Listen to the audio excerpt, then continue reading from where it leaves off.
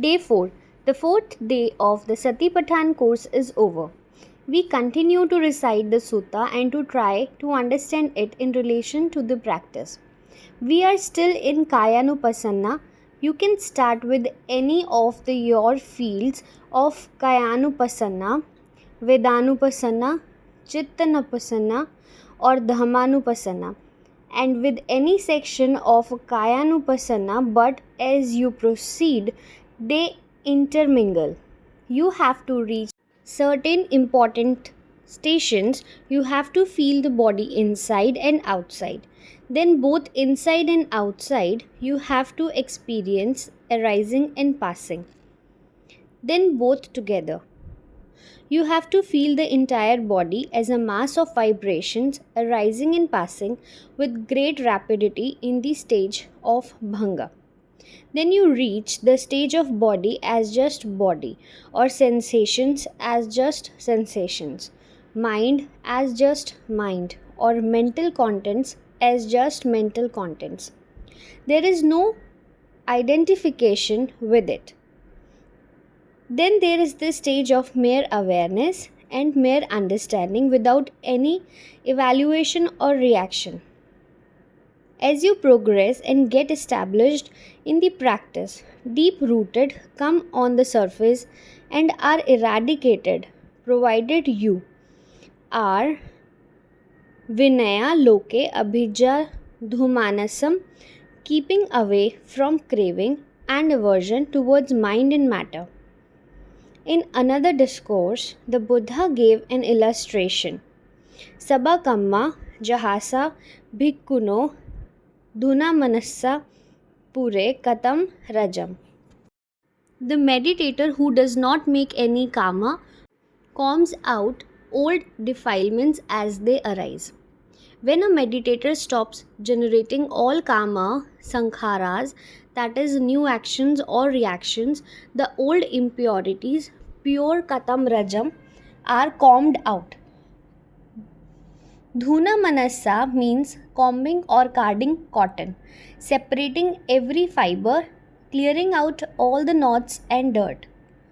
This can happen at any stage. Whenever you don't generate a new sankhara, but the very deep-rooted impurities only start coming up after bhanga. If you keep generating sankharas, you keep multiplying your old stock. As long as you refrain from generating any new ones and remain equanimous, layers after layers of sankharas are eradicated. Dhamma is very kind, initially very crude. Sankharas, which would result in a very miserable, low order of new life, surface and get eradicated. You are relieved of them. Having arisen, when they are extinguished, their eradication brings happiness. When all the sankharas which would have taken you to a lower field of life are gone, the mind becomes perfectly balanced, fit to transcend the field of mind and matter and gain the first glimpse of Nibbana. This may be for a few moments, seconds, or minutes, but on returning to the field of mind and matter, the meditator's behavior pattern is totally changed. A sankhara of the lower fields cannot now be generated. This clan is changed. Gotra Bhu.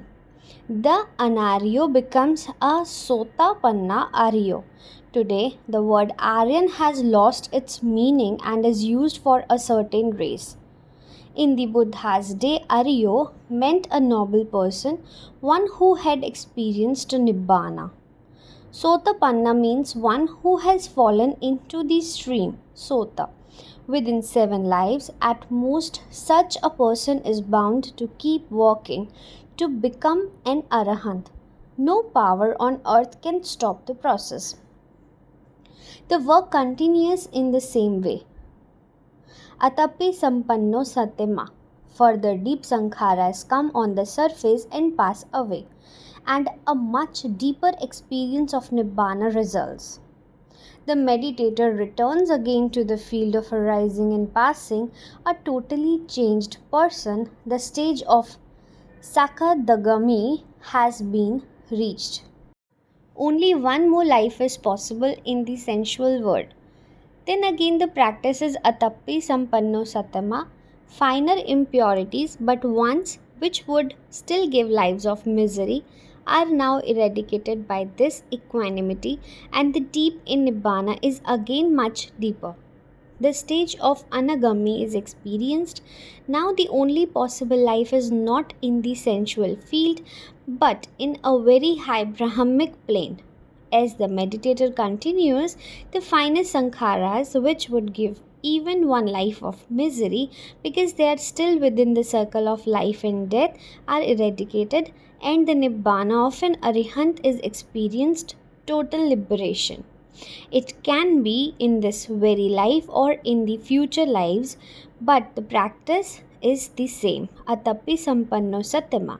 Satyama is with awareness, Sampanno is with wisdom, Panna of arising and passing, direct experience of bodily sensations. Body alone cannot feel sensations, and so mind is involved, but in the body is where they are felt. The Buddha gave an illustration: just as different kinds of winds arise in the sky, warm or cold, fast or slow, dirty or clean, so in the body, different kinds of sensations arise and pass away. In another discourse, he said, Yato sa bhikkhu atapi sampannam na rikati. Tato so vidana sabba parijanati pandito.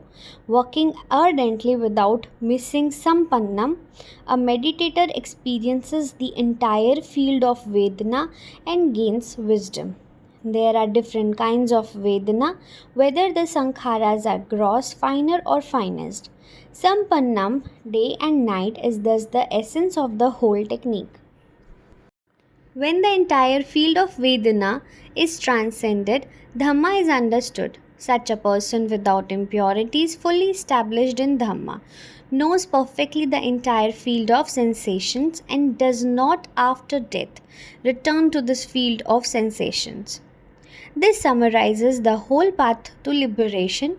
It is achieved with Sampanna, the wisdom of arising and passing, equanimity with sensations, Atapi, working hard, and Satyama, when it is the awareness of the circus girl, will not alone liberate because Sampanna is essential.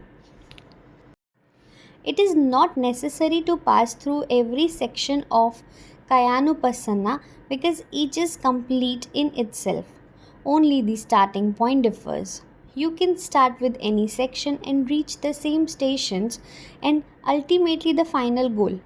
We start with Anapana and later switch to Vedanupassana. However, Sampanna is required at every stage. The second and third sections of Kayanupassana are always necessary. We practice in this sitting posture, but at times during the day, other postures are necessary. The second section covers all four postures of the body: sitting, standing, lying down, and walking. But it still involves Atappi Sampanno Satyama, whatever the position or posture. Then the third section involves Sampanna continuously in every physical activity. This is necessary because Sampanna must always be present. Thus, the first three sections or bodily activities must continue throughout our practice, but not every section of Kayanupassana. Reflection on repulsiveness. This will not in itself take you to the final goal. The Buddha teaches direct experience, not mere imagination or intellectualization. However, in some cases, when the mind is very dull or agitated, it cannot start with respiration, let alone with equanimity, with the feeling of sensations. In most cases, such people have strong attachment to the body and are engrossed in sexual pleasures, obsessed by the other beauty of the body. They won't try to understand and cannot practice Dhamma. So, this Contemplation of repulsiveness is used to balance the mind at least slightly. They are asked just to start thinking in the proper way what is the body. From the soles of the feet up and from the hairs of the head down, the entire body covered by skin is reflected on or thought about as impure in different ways. It is also ugly. It contains hair of the head, hair of the body, nails, teeth, skin, flesh, sinews, bones, marrow, kidney, heart, liver, pleuro, spleen, lungs, intestines, mesentery, stomach, contents, feces, bile, phlegm, pus, blood, sweat, fat, tears, grease, saliva, nasal mucus, synovial fluid, and urine. This is its nature. This is just a beginning for those not in a position to observe reality inside. Impurity keeps overpowering them. Once they can think properly, they are fit to practice either with respiration or directly with sensations. Of course, when the actual practice of Vipassana starts, there should be no aversion towards this ugly body. It is just observed as it is. It is observed as body with sensations arising and passing. The meditator is now on the path. The Buddha gives an example of a double mouth provision bag full of different seeds and grains, such as hilly paddy, green gram, cow peas, sesame, and husked rice. Just as a man with good eyes can see all these different grains, so such things are seen in this body covered with skin. When divine eye is developed at a much later stage, it becomes very easy to see the body. Every part, indeed, every particle of the body is seen as if with open eyes. Then the process is the same, although the starting point varies according to the background and mental capacity of the person. The ending stations are the same. The body is observed inside and out. The arising and passing away is observed. Then, this is body. The awareness gets established, and without any support in this world of mind and matter, there is nothing to grasp in the stage of full liberation. Reflections on material elements. Again, for a certain type of person with strong attachment to the body and to sexual pleasures, thinking is involved at the beginning of the practice. However, the body is placed or disposed. The elements in it are just thought about: earth, water, fire, and air. The Buddha gives another example. Just as a butcher or his apprentice kills a cow, divides it into portions bit by bit, and sells it seated in the marketplace, so the body is understood as being just these four elements. It consists of solidity, flesh, bones, and so forth, liquidity, blood, urine, and so forth, gases, and temperature. Just as cow is a conventional word for a composition of parts, so the body is nothing else but these four elements, none of which is body. Thus, people are brought to the point where the mind is at least slightly balanced. Then the same work starts, because mere thinking is not sufficient. The same station have to be passed through. The stage is reached of this is body, to which there was formerly so much attachment, and putting aside all attachments, the meditator reaches the final goal. 9 symmetry observations. There were some people, then as now, with so much attachment to the body that even proper thinking was possible. Therefore, a grosser starting point was given. They were just taken to a cemetery. This was of the kind where the dead body is not burned or buried, but just thrown away to be eaten by birds, animals, and so forth. Unable to work with their attention inside themselves, they were just asked to start looking at a corpse. Then they would consider their own body in the same way.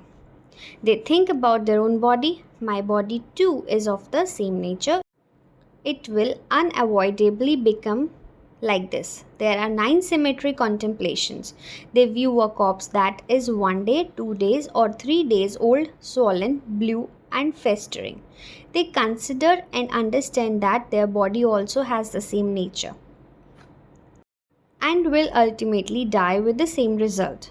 Again, they view a corpse thrown in a cemetery being eaten by crows, hawks, vultures, dogs, jackals, or different kinds of worms. Again, they consider their own body in the same way. They view a corpse reduced to a skeleton with flesh or blood attached, held together by tendons. Then they consider their own body. They view a corpse reduced to a skeleton without any flesh but smeared with blood and held together by tendons. They view a corpse reduced to a skeleton without flesh or blood attached, held together by tendons.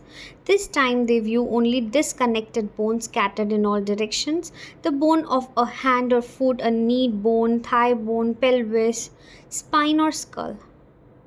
Now after a long time the bones are white, bleached. They view bones that after more than a year are just lying in a heap. They view bones that are rotting and breaking down into dust.